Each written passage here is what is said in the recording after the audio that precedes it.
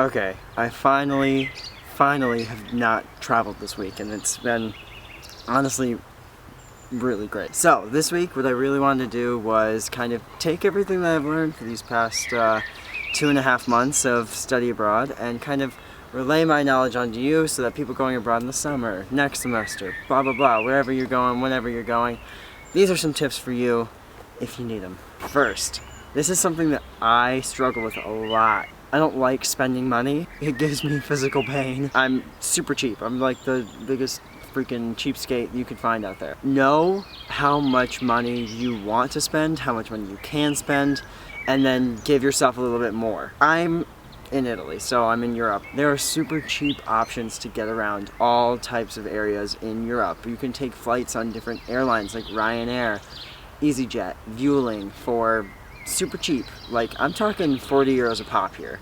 It seems cheap, but trust me, it adds up. My college, everyone wants to travel all the time. Every weekend, people are like, I'm going to Budapest, I'm going to London, I'm going to Barcelona. And it gets to the point where you feel like, oh, I have to travel. Pro tip 1, you should know how much money you can spend and then give yourself a little bit more because you never know what kind of expenses you're going to take. Pro tip 2, don't feel like you always have to travel. It's really, really great to travel and see new places, and you're thinking like, oh, I'm in this new place, like I have to go because I have to see as many places as I can.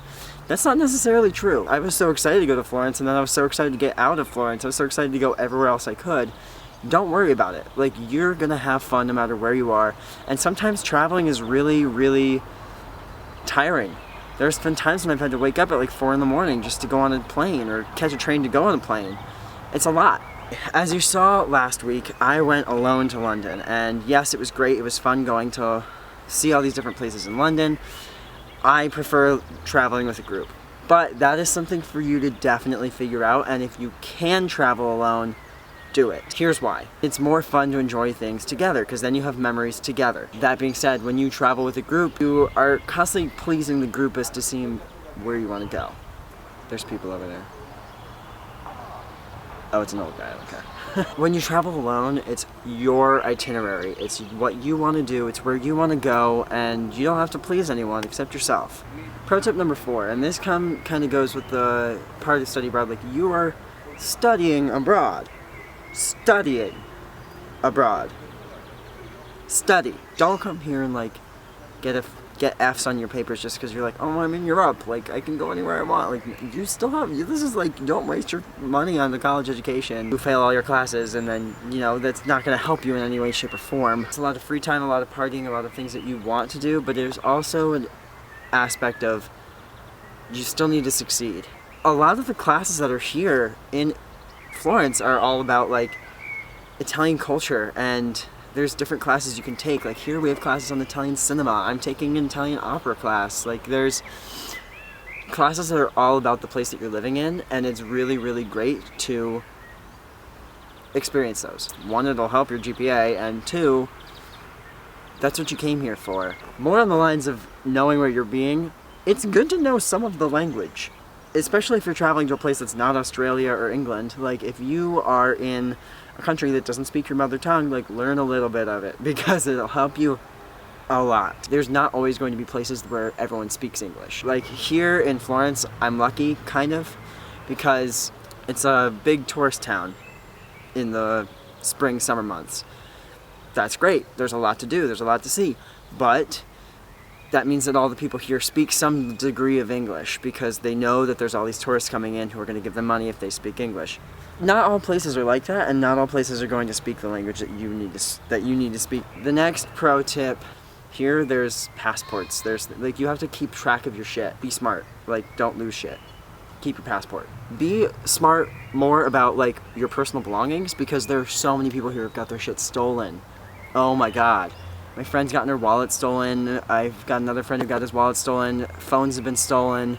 Like, you think that like people stealing things, there's like, I'm not gonna get my shit stolen. Like, I'm gonna be smart. Like, no, I'm paranoid about it. I check my pockets every 5 seconds. Like, know where your stuff is at all times, because there's a possibility that it could just disappear. Stuck with no money or no phone, or something important will go missing, and then you're kind of screwed.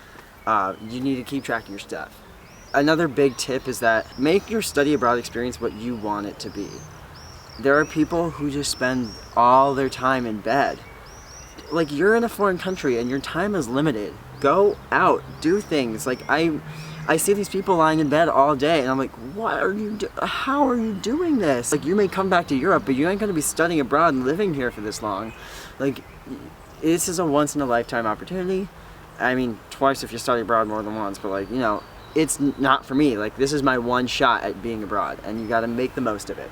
Last pro tip is be open to meeting any kinds of people. Like, I came to this experience with no friends that I knew who were going to be here. I knew one person really that I was kind of friends with coming to this campus, and I'm going to be leaving here with a lot of new friends, and it's really awesome to know that all these people I met here and we went through this experience together. You should make new friends and be open to meeting all new kinds of friends. That includes locals. I haven't done the best job of meeting locals, and that's something that I'm kind of regretting. You'll be surprised with how many people want to meet you. Be open to new experiences, because that's how you're going to make the most of all the things that you encounter. No matter where you study abroad in the world, you're going to want to make the most out of everything. Understand that there's no right way to study abroad unless you're staying in bed all day, because that's fucking wrong.